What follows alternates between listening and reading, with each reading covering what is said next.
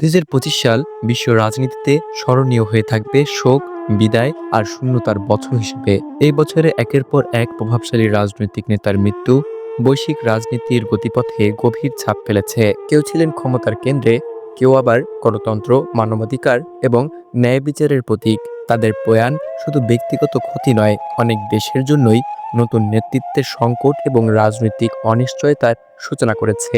প্রথমে রয়েছেন বাংলাদেশের তিনবারের সাবেক প্রধানমন্ত্রী বেগম খালেদা জিয়া। বাংলাদেশের প্রথম নারী প্রধানমন্ত্রী এবং বিএনপি চেয়ারপারসন বেগম খালেদা জিয়া চিকিৎসাধীন অবস্থায় ইন্তেকাল করেন। তার মৃত্যুর খবর বিশ্ব গণমাধ্যমে ব্যাপক গুরুত্বের সঙ্গে প্রকাশিত হয়। Reuters, AFP, new York time, CNN, Washington post, BBC, the guardian এবং আল জাজিরা সহ আন্তর্জাতিক গণমাধ্যমে তার রাজনৈতিক জীবন এবং সংগ্রাম তুলে ধরা হয়। বিশ্লেষকরা তার আপসহীন নেতৃত্ব, স্বৈরাচার বিরোধী অবস্থান এবং গণতন্ত্র রক্ষার সংগ্রামের কথা বিশেষভাবে উল্লেখ করেন। দীর্ঘদিনের রাজনৈতিক নিপীড়ন এবং শারীরিক নির্যাতনের ধকল বয়ে শেষ পর্যন্ত তিনি বিদায় নেন। মানবিকতা, দেশপ্রেম, সহনশীলতা এবং দৃঢ় চরিত্রের জন্য ইতিহাসে তিনি স্মরণীয় হয়ে থাকবেন। এরপরেই রয়েছেন শহীদ ওসমান বিন হাদি। গত 12ই ডিসেম্বর রাজধানীর পল্টনে হামলার শিকার হন শরীফ ওসমান বিন হাদি। জুম্মার নামাজ শেষে প্রচারণা চালিয়ে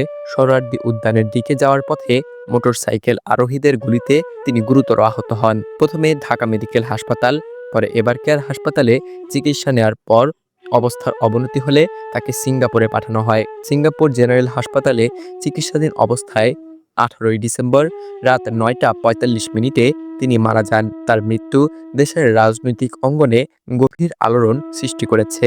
এরপরে রয়েছেন পোপ ফ্রান্সিস। 21 এপ্রিল ভ্যাটিকানের ডোমাস সান্টা মার্টায় মারা যান পোপ ফ্রান্সিস।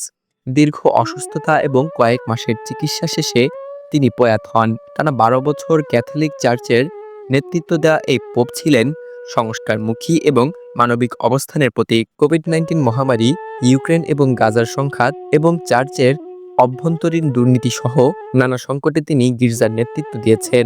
ভ্যাটিকান জানায় তাকে শেষ শ্রদ্ধা জানাতে প্রায় 2.5 লক্ষ মানুষ উপস্থিত ছিলেন। এরপরেই রয়েছেন লিবিয়ার সেনাপ্রধান মোহাম্মদ আলী আহমেদ আল হাদ্দাদ। 24 ডিসেম্বর তুরস্কের আঙ্কারার কাছে একটি প্রাইভেট জেট দুর্ঘটনায় লিবিয়ার সেনাপ্রধান মোহাম্মদ আলী আহমেদ আল হাদ্দাদ নিহত হন। আঙ্কারা থেকে ত্রিপলিগামী ফ্যালকন 50 উড্ডয়নের কিছুক্ষণের মধ্যেই নিয়ন্ত্রণ কক্ষের সঙ্গে যোগাযোগ বিচ্ছিন্ন হয়। পরবর্তীতে আঙ্কারা থেকে 74 কিলোমিটার দূরে বিমানটির ধ্বংসাবশেষ উদ্ধার করা হয়। দুর্ঘটনায় সেনাপ্রধান সহ 4 লিবিয়া কর্মকর্তা এবং 3 ক্রু নিহত হন। তুরস্কের আইন মন্ত্রণালয়ের প্রাথমিক তদন্তে প্রযুক্তিগত ত্রুটিকে সম্ভাব্য কারণ হিসেবে উল্লেখ করা হয়েছে। লিবিয়ার প্রধানমন্ত্রী এই ঘটনাকে জাতির জন্য বড় ক্ষতি বলে অভিহিত করেন। 2025 সাল শুধু ক্যালেন্ডারের একটি বছর নয়, এটি বিশ্ব রাজনীতির এক গুরুত্বপূর্ণ অধ্যায় ছিল।